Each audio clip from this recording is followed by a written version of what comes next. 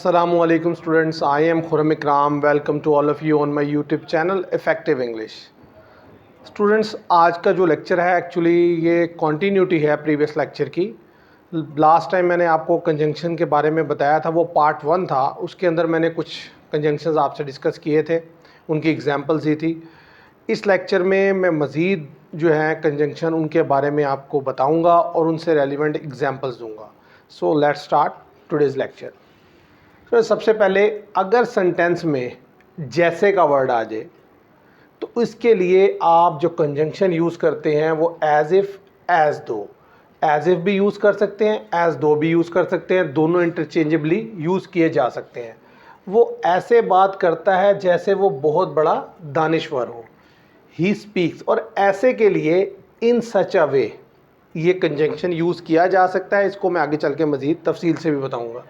वो ऐसे बात करता है जैसे वो बहुत बड़ा दानिश्वर हो। He speaks in such a way, comma, जैसे, as if he is a great intellectual. He speaks in such a way as if he is a great intellectual. तो वो ऐसे बात करता है जैसे वो बहुत बड़ा दानिश्वर हो। नेक्स्ट सेंटेंस देखिए, वो मुझसे ऐसे मिला जैसे मुझसे पहले से जानता हो। He met me in such a way as if he already knew me, कि वो मुझसे ऐसे मिला जैसे मुझे पहले से जानता हो। तो स्टूडेंट, जब भी सेंटेंस में आप जैसे के वर्ड देखेंगे तो उसके लिए जो कंजंक्शन आएगा वो एज इफ़ या एज दो यूज़ किया जाता है। इस सेंटेंस को देखें, ऐसा लगता है जैसे वो कुछ कहना चाहता हो। It seems as though he wants to say something. बस ये ध्यान में रखना है कि जहाँ पर भी एज दो लगेगा, एज इफ़ लगेगा, इससे पहले आपने कॉमा प्लेस करना है और फिर एज दो या एज इफ़ जो भी आप यूज़ करना चाहें यूज़ कर लें और फिर बाकी का सेंटेंस आप बना लें।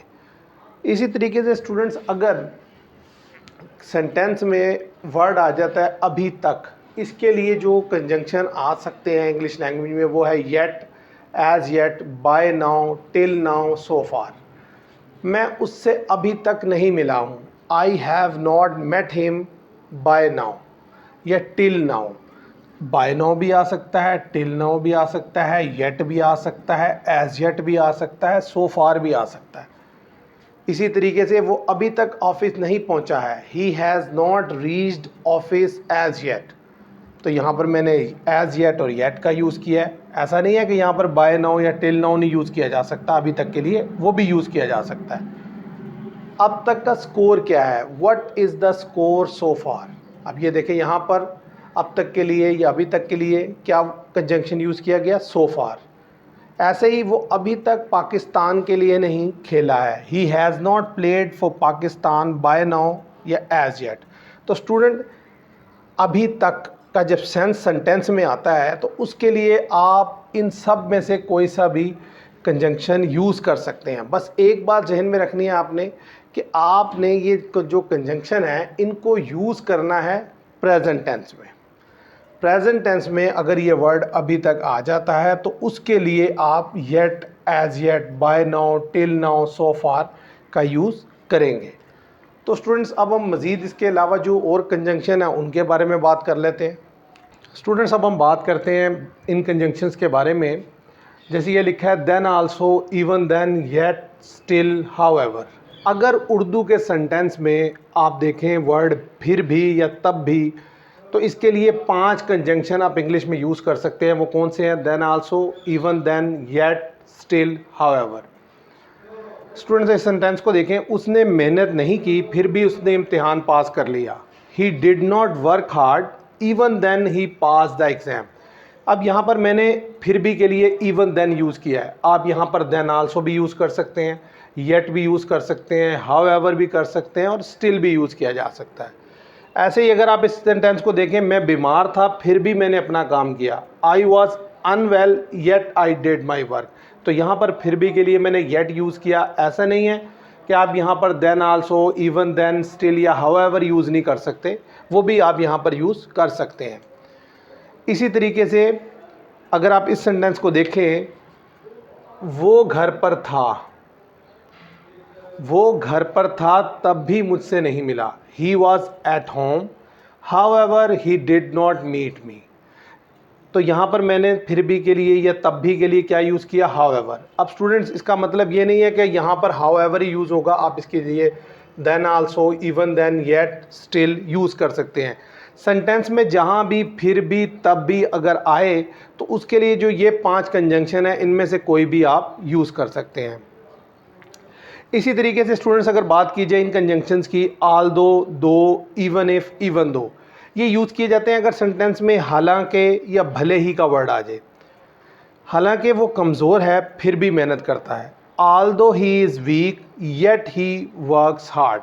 इधर एक बात का आपने ध्यान रखना है कि अगर पहले हिस्से में आल्दो आ जाए तो फिर भी अगर सेंटेंस में लगा हो ऐसी सिचुएशन में तो आल्दो के साथ फिर आप येट ही यूज़ करेंगे, कोई दूसरा फिर भी का जो यानी कि वर्ड है उसके लिए जो कंजंक्शन है वो यूज़ नहीं करेंगे।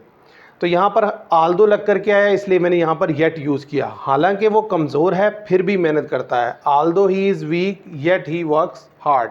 अब यहाँ पर आप इवन इफ भी यूज़ कर सकते हैं आल्दो की जगह, दो भी यूज़ कर सकते हैं, इवन दो भी यूज़ किया जा सकता है। तो स्टूडेंट इसी तरीके से मज़ीद एग्जाम्पल देख लेते हैं। हालांकि वो अमीर है लेकिन कंजूस है, दो he is rich comma but माइजर। अब यहाँ पर लेकिन के लिए जैसे मैंने फर्स्ट पार्ट में आपको कंजंक्शन के लिए बताया था, लेकिन के लिए बट आता है, तो यहाँ पर लेकिन आया तो मैंने बट यूज़ किया। दो he is rich but माइजर comma और फिर इस तरीके से। अब यहाँ पर दो की जगह आप आल्दो भी यूज़ कर सकते थे, इवन दो भी और इवन इफ़ भी। भले ही वो गरीब है फिर भी मेरा बेहतरीन दोस्त है, even if he is poor. अब यहाँ पर मैंने भले ही के लिए इवन इफ़ यूज़ किया, even if he is poor still he is my best friend. Still की जगह आप येट भी कह सकते हैं, yet he is my best friend. इसी तरीके से आप कह सकते हैं how ever he is my best friend. तो स्टूडेंट्स कहने की बात यह है कि आप फिर भी के लिए ये 5 कंजंक्शन और हालांकि के लिए और भले ही के लिए ये 4 कंजंक्शन यूज़ कर सकते हैं। सिर्फ एक बात ज़हन में रखनी है, जब आप आल्दो यूज़ करेंगे तो उसके बाद फिर भी के लिए आप येट यूज़ करेंगे और दूसरा कोई कंजंक्शन यूज़ नहीं करेंगे।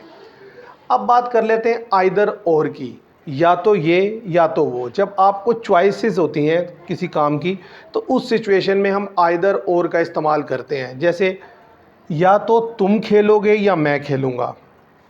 अगर तो सेंटेंस में इस तरीके से बोला जाए कि उसमें 2 सब्जेक्ट हों, जैसे तुम और मैं, तो स्टूडेंट्स इसको बनाने का तरीका क्या है कि आइदर को स्टार्ट में लगाएंगे, आइदर यू विल प्ले और आई विल। अब यहाँ पर प्ले लिखने की दोबारा ज़रूरत नहीं है क्योंकि डेफिनेटली यहाँ पर खेलने की बात ही हो रही है, तो प्ले लगाने की ज़रूरत नहीं है। आइदर यू विल प्ले और आई विल। अली या तो जाएगा या आएगा। अब यहाँ पर एक ही सब्जेक्ट है, तो ऐसी सिचुएशन में आप हेल्पिंग वर्ब के बाद आइदर का यूज़ कर सकते हैं और वर्ब से पहले। अली विल आइदर गो और कम। अली या तो जाएगा या आएगा। ऐसे ही या तो मैं कराची जाऊंगा या लाहौर। अब यहाँ भी चॉइस है और एक ही सब्जेक्ट है, तो आप लिखेंगे I will either go to Karachi और लाहौर। तो स्टूडेंट्स अगर तो 2 सब्जेक्ट हों फिर आप आइदर को स्टार्ट में यूज़ करें और उस तरीके से सेंटेंस बनाएं। अगर सिंगल सब्जेक्ट है तो उसके लिए आप क्या करें कि जो हेल्पिंग वर्ब है उसके बाद आइदर को यूज़ करें और उससे सेंटेंस कंप्लीट कर लें। इसी तरीके से अगर आ जाए ना ये ना वो, यानी कि नेगेटिव के लिए आ जाए, तो ऐसी सिचुएशन में आप नाइदर नोर का इस्तेमाल करते हैं। ना तो मैं जाऊंगा ना वो, neither I will go nor ही।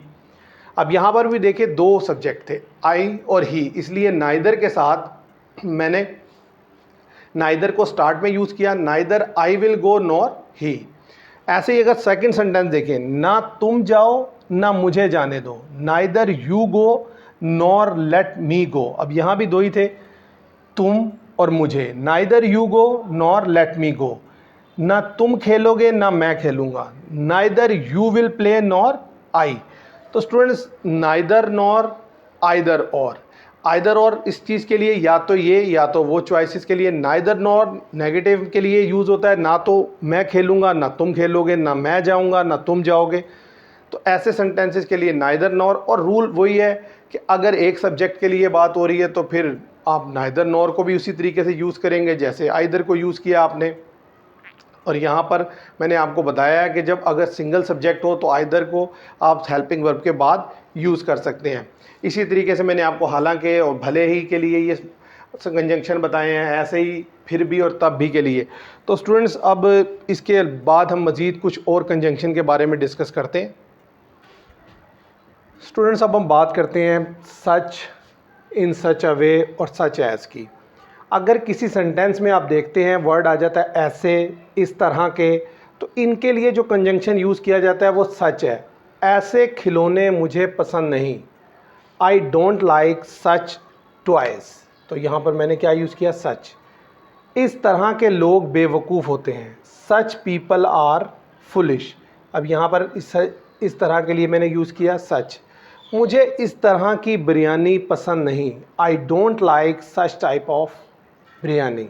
तो इसी तरीके से यहाँ पर इस तरह के लिए मैंने सच यूज़ किया। तो स्टूडेंट जब ऐसे का वर्ड आ जाए या इस तरह का आ जाए, तो ऐसी सिचुएशन में आपने जो कंजंक्शन यूज़ करना है वो क्या यूज़ करना है, सच। ऐसे खिलौने, इस तरह के लोग, ऐसे बच्चे, इस तरह की चीज़, इस तरह का रवैया। तो इस चीज़ के लिए आपने क्या यूज़ करना है, such attitude, such behaviour, such people, such children, इस तरीके से। ऐसे ही अगर बात की जाए इस तरह से, उसने मुझसे इस तरह से बात की कि मैं उसका मद्दा हो गया, यानी कि इस तरीके से बात की। तो इसको हम बनाएंगे ही talk to me in such a वे, इस तरह से बात की। इस तरह से के लिए यानी कि जो कि क्या तरीका था उसका बात करने का, उसके लिए कौन सा कंजंक्शन हम यूज़ करते हैं, in such a way. He talk to me in such a way that I became a fan of him, कि मैं उसका मद्दा हो गया। वो इस तरह से खेला कि सब ने उसकी तारीफ़ की। He played in such a वे, इस तरह से। He played in such a way that everybody praised him, कि सब ने उसकी तारीफ़ की। इसी तरीके से आप बहुत सी चीज़ें बना सकते हैं। उसने इस तरह से बात की जैसे मुझे जानता हो, उसने इस तरह से क्रिकेट खेली जैसे बहुत अच्छा प्लेयर हो। तो स्टूडेंट जब भी सेंटेंस में इस तरह से लग कर के आएगा तो उसके लिए जो कंजंक्शन है वो आप क्या यूज़ करेंगे, इन सच अ वे। अब इसका देख लें सच एज, जैसे कि एग्जांपल्स के लिए हम इसको यूज़ करते हैं मोस्टली, यानी कि जब हम ज़्यादा सारी चीज़ों के बारे में बताना चाह रहे हो। मेरे पास कई चीज़ें हैं जैसे कि पेन, पेंसिल और रबड़। I have many things such as pen, pencil and रबड़। ऐसे ही मेरे पास खाने के लिए कई चीज़ें हैं जैसे कि चॉकलेट, फल और burger. I have many things to eat such as chocolate, fruits and burger. तो स्टूडेंट ये तो जो जैसा कि को हम यूज़ करते हैं एग्जांपल्स क्या लें कि ज़्यादा सारी चीज़ों के बारे में बताने के लिए कि मेरे पास बहुत से कपड़े हैं जैसे कि jeans, T shirts, like this और दैट। तो ऐसी सिचुएशन में आप सच एज यूज़ करते हैं। इस तरह से के लिए इन सच अ वे यूज़ करते हैं, और ऐसे और इस तरह के लिए आप सच यूज़ करते हैं। तो स्टूडेंट्स इस लेक्चर में मैंने आपको मुख्तलिफ़ किस्म के जो कंजंक्शंस हैं मज़ीद उनके बारे में बताया, और आगे आने वाले लेक्चर्स में मैं मज़ीद जो कंजंक्शन है उनके बारे में डिस्कस करूँगा। अगर तो आपको मेरी ये वीडियो पसंद आई हो तो मेरी वीडियो को लाइक कीजिएगा, चैनल को सब्सक्राइब कीजिएगा और वीडियो को शेयर कीजिएगा। Thank you very much.